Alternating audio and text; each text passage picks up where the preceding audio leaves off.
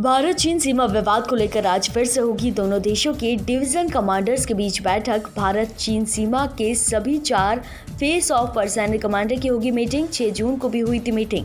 दोनों देशों के बीच के तनाव को कम करने की जाएगी कोशिश। तो वहीं गोगरा के 3 पॉइंट से दोनों देशों के सैनिक हटे 3 किलोमीटर पीछे। दिल्ली में अब होगी शराब की कीमतें सस्ती, नहीं देना होगा एमआरपी पर 70% का टैक्स। सरकार ने अब शराब पर लगाए 20 से 25 के टैक्स को किया खत्म। 4 मई को लॉकडाउन के तीसरे चरण के लागू होने के बाद दिल्ली में शराब की दुकानों को खोलने की दी गई थी इजाजत। उत्तर प्रदेश में गौकशी करने वालों की नहीं होगी अब खैर। गौकशी करते हुए पकड़े जाने पर होगी 10 साल की सजा, साथ ही लगेगा 5 लाख का जुर्माना।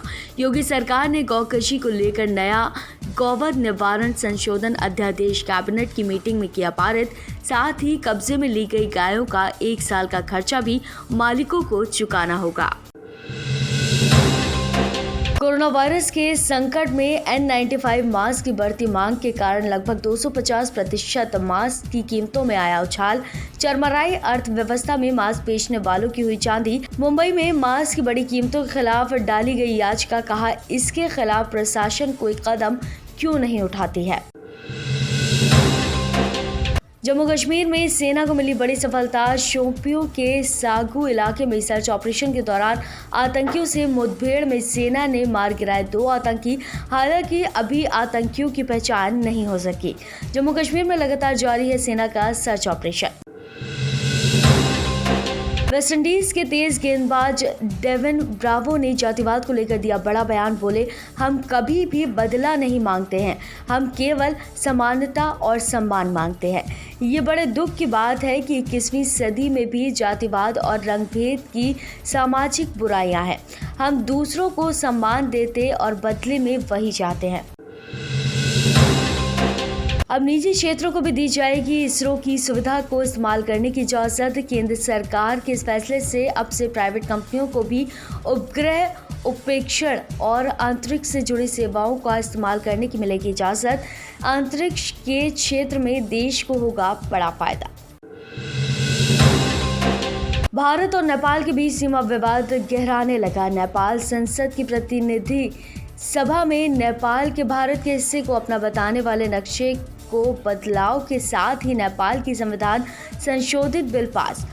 भारत ने किया ऐलान, नेपाल के संशोधित नक्शे को स्वीकार नहीं करेगा भारत। हालांकि भारत ने सीमा विवाद को जल्द सुलझाने की जताई उम्मीद।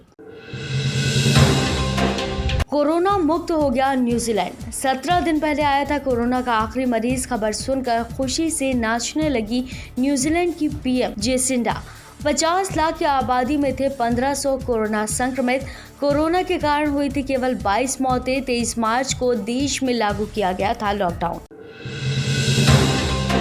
भारत में कोरोना वायरस की नहीं थम रही रफ्तार। बीते 24 घंटे में सामने आए 9,985 संक्रमित नए मामले, तो वहीं 279 लोगों की हुई मौत। हालांकि बीते 24 घंटे में ठीक हुए हैं 5,892 लोग। संक्रमितों का आंकड़ा पहुंचा 2,76,000 के पार। अब तक हो चुके हैं 7,745 लोगों की मौत, तो वहीं 1,33,000 हुए ठीक।